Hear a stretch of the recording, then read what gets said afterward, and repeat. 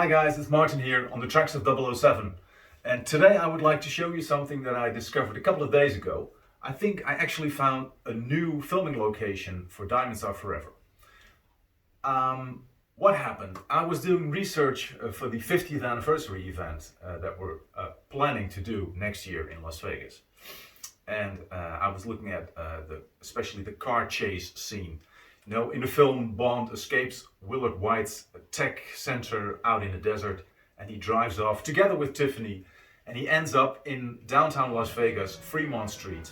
And there he meets up with the police, and there's a car chase, which is actually filmed all around one block, and they just filmed it from different angles. But I was I was trying to figure out the layout of Fremont Street with all the hotels and casinos at that time. And it's pretty difficult because nowadays Fremont Street is a covered up street. It has a roof on top, so it's not that easy using Google Maps to look from above, because you can't see anything. And even Google Street View, because it's a pedestrian area, Google Street View mixes up things and you get disorientated. So what happened was I started looking at vintage Las Vegas photos, you know, from the old days, and there's plenty of websites that show that. And I found one particular photo that was really interesting, and it has everything to do with one scene that everybody thinks was not filmed in Las Vegas. Even I said so. Let's first look at the scene for a moment so you know what we're talking about. Check it out. All the documentaries and books state that the part in the car park was not filmed in Las Vegas, but at Universal Studios in Hollywood, either on the back lot or the studio car park. Even I mentioned it in my On the Tracks of 007 book. But I always found it odd, you know, why would you go there when there's so much vacant space in Vegas? Now let's look at the specific frames from the chase. You can see them here, come around the corner, and you can see the Hotel Fremont in the back. And then the camera moves along and shows more parkings. It says Cinnabar there, and on the parking lot it says The Mint. These were all existing hotels and bars in 1971. But when the scene cuts to the parking lot view, I always figured that's the cut to the Universal footage. But still, there's lots of signage saying it's the Mint Hotel parking lot. Also, the moment they leave the parking lot at the end of the chase, it looks like a genuine Vegas street, you know, not so much studio environment.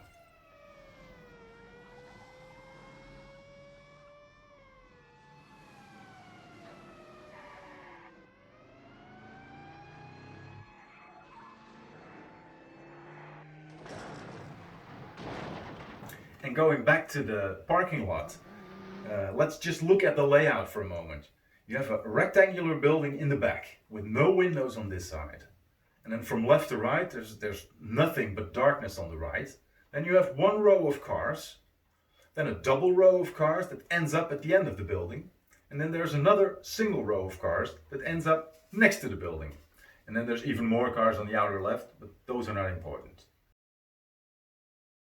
Another thing that's weird is that rectangular structure in front of the wall that the police car hits. You can even see it's actually built in front of the wall. You know what? If you're building a set, why don't you make it from plastic or rubber or whatever, and you just have the car crash into it? It seems like they're protecting something, and it doesn't fit with the idea of studio environment.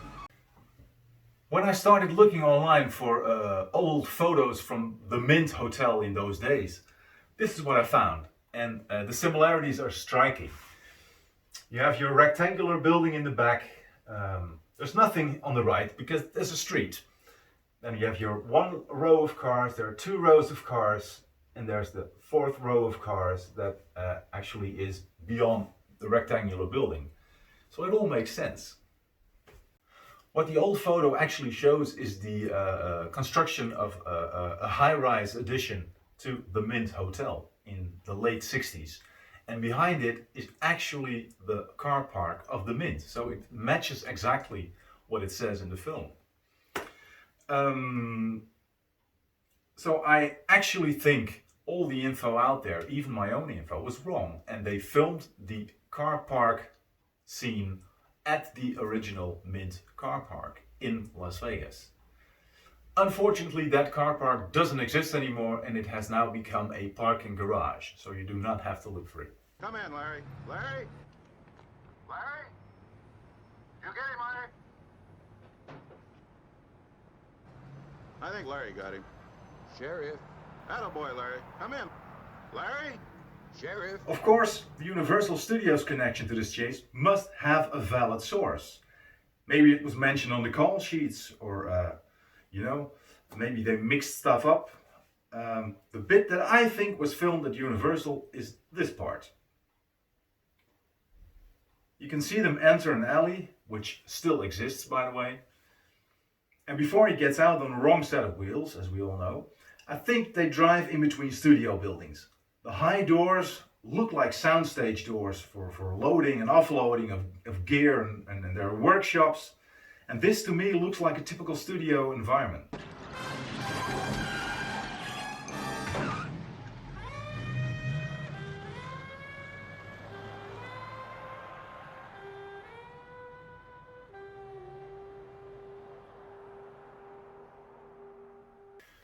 So what do you think, guys? Did we bust the myth? Did we actually find a new filming location for Diamonds Are Forever? Let me know what you think. Leave your comments below here, and I'm looking forward to reading what you think of it.